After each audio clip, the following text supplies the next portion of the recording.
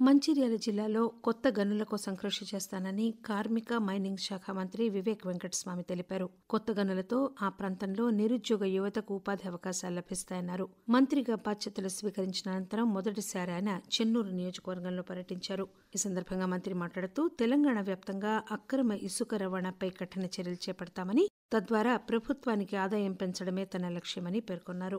రాష్ట్రంలోనే చెన్నూరు నియోజకవర్గాన్ని ఆదర్శ నియోజకవర్గంగా తీర్చిదిద్దుతున్నామని మంత్రి హామీ ఇచ్చారు. కాళేశ్వరం ప్రాజెక్టుతో ఉమ్మడి ఆదిలాబాద్ జిల్లాకు తీరని అన్యాయం జరిగిందని, జిల్లా ప్రజలకు చుక్క నీరు ఇవ్వకుండా నీటిని తరలిస్తున్నారని కొత్తగూడెం శాసనసభ్యుడు సిపిఐ రాష్ట్ర కార్యదర్శి కూనంనేని సాంబశివరావు పేర్కొన్నారు. మంచిర్యాలలో సిపిఐ జిల్లా స్థాయి మహాసభలను ఉద్దేశించి ఆయన ప్రసంగిస్తూ తుమ్మిడిహట్టి వద్ద ప్రాణహిత నదిపై ఇరిగేషన్ ప్రాజెక్టు నిర్మించాలని డిమాండ్ చేశారు. గత ప్రభుత్వం నిర్మించిన కాళేశ్వరం ప్రాజెక్టుపైన, అదేవిధంగా బనకచెర్లపైన అఖిలపక్ష సమావేశం ఏర్పాటు చేసి చర్చించి నిర్ణయాలు తీసుకోవాలని ఆయన డిమాండ్ చేశారు. ఆపరేషన్ కగార్ పేరిట అమాయక గిరిజనులను ఇబ్బందులకు గురిచేస్తున్నారని కూనంనేని సాంబశివరావు ఆరోపించారు. కాంగ్రెస్ ప్రభుత్వం విద్య, వైద్య రంగాలకు పెద్దపీట వేస్తోందని మంచిర్యాల శాసనసభ్యుడు ప్రేమ్సాగర్రావు పేర్కొన్నారు. కార్పొరేట్ పాఠశాలకు దీటుగా నాణ్యమైన విద్యను అందించాలనే ఉద్దేశంతో లక్షెట్పేటలో సంవత్సర కాలంలోనే సుమారు 11 కోట్ల రూపాయల నిధులతో 28 గదులతో 2 అంతస్తుల్లో అన్ని హంగులతో ఉన్నత పాఠశాల, జూనియర్ కళాశాలలకు నూతన భవనాలు నిర్మించినట్లు ఆయన చెప్పారు. నకిలీ విత్తనాలు విక్రయిస్తే క్రిమినల్ కేసులు నమోదు చేస్తామని జిల్లా కలెక్టర్ కుమార్ దీపక్ చెప్పారు. వానాకాలం పంట సాగులో రైతులకు విత్తన వినియోగంపై అవగాహన కల్పించాలని ఆయన వ్యవసాయ శాఖ అధికారులను ఆదేశించారు.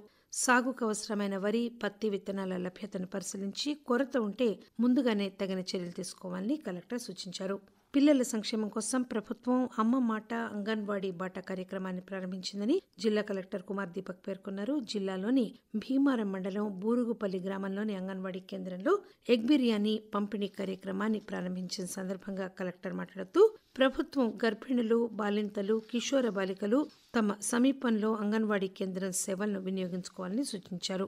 యువత పెడదారులు పట్టకుండా ఉండాలంటే యోగా వైపు దృష్టి పెట్టాలని మంచిర్యాల డీసీపీ భాస్కర్ సూచించారు. 11వ అంతర్జాతీయ యోగా దినోత్సవం సందర్భంగా జిల్లా కలెక్టర్ కార్యాలయ ప్రాంగణంలో జిల్లా వైద్య శాఖ ఆధ్వర్యంలో ఏర్పాటు చేసిన కార్యక్రమంలో ఆయన మాట్లాడుతూ యోగా అనేది శారీరక ఆరోగ్యంతో పాటు మానసిక ప్రశాంతతను ఇస్తుందన్నారు.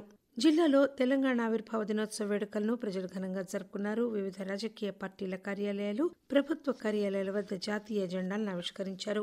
జిల్లా కలెక్టర్ కార్యాలయం వద్ద జరిగిన రాష్ట్ర ఆవిర్భావ దినోత్సవ వేడుకలకు ముఖ్య అతిథిగా ప్రభుత్వ సలహాదారు హర్కర వేణుగోపాల్ పాల్గొని జాతీయ జెండాను ఆవిష్కరించి ప్రసంగించారు. సమాజ ఆర్థిక ప్రగతి, సంక్షేమం, సామాజిక న్యాయమే ప్రధాన లక్ష్యంగా ఆర్థిక అసమానతలు తొలగించే దిశగా ప్రభుత్వం పథకాలు అమలు చేస్తోందని అన్నారు.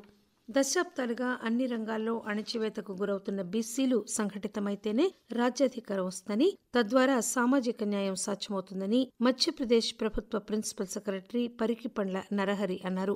తాను రచించిన బీసీల పోరుబాటు పుస్తకాన్ని మంచిర్యాలలో ఆవిష్కరించిన సందర్భంగా నరహరి మాట్లాడుతూ మండల్ కమిషన్ సిఫార్సుల తర్వాత 3.5 దశాబ్దాల్లో కూడా ఓబీసీలకు విద్య, ఉద్యోగ, రాజకీయ రంగాల్లో న్యాయం జరగలేదన్నారు. జిల్లాలో యాసంగి ధాన్యం కొనుగోలు ముగుస్తుందని జిల్లా పౌర సరఫరాల శాఖ అధికారి బ్రహ్మారావు ప్రకటించారు. జిల్లాలో 1,60,000 ఎకరాల్లో వరి సాగు చేయగా 345 కొనుగోలు కేంద్రాల ద్వారా 1,99,383 మెట్రిక్ టన్నుల ధాన్యం కొనుగోలు చేసినట్లు ఆయన వివరించారు. జిల్లాలో వన మహోత్సవ కార్యక్రమాలను పక్కా ప్రణాళికతో నిర్వహించాలని జిల్లా కలెక్టర్ అధికారులను ఆదేశించారు. చెరువుగట్టు, కాలువలు, ఇతర గుర్తించిన ప్రాంతాల్లో ఈత, తాటి మొక్కలు, పాఠశాలలు, వసతి గృహాల్లో దానిమ్మ, బొప్పాయి, నిమ్మ వంటి పళ్ల మొక్కలు పెంచాలని సూచించారు. జాతీయ వెదురు పథకం కింద జిల్లాకు 50 ఎకరాల్లో వెదురు మొక్కల పెంపకం లక్ష్యంగా కేటాయించారని ఆయన చెప్పారు. ప్రతి ఇంటికి 6 మొక్కల చొప్పున పంపిణీ చేసి వాటిని సంరక్షించేలాగా ప్రజలకు అవగాహన కల్పించాలని కలెక్టర్ సూచించారు. జలశక్తి పథకంలో భాగంగా ఉపాధి హామీ పథకం కింద ఈ ఆర్థిక సంవత్సరంలో వివిధ గ్రామాల్లో నిర్మించిన నీటి సంరక్షణ పనులను కేంద్ర భూగర్భ నీటి బోర్డు శాస్త్రవేత్తల బృందం జిల్లాలో పర్యటించి పరిశీలించింది. ఈ పథకంలో భాగంగా నిర్మించిన నీటి కుంటలు, form Pond's, fish Pond's, community ఇంకుడు గుంటలను బృందం సభ్యులు పరిశీలించి తగిన సూచనలు చేశారు.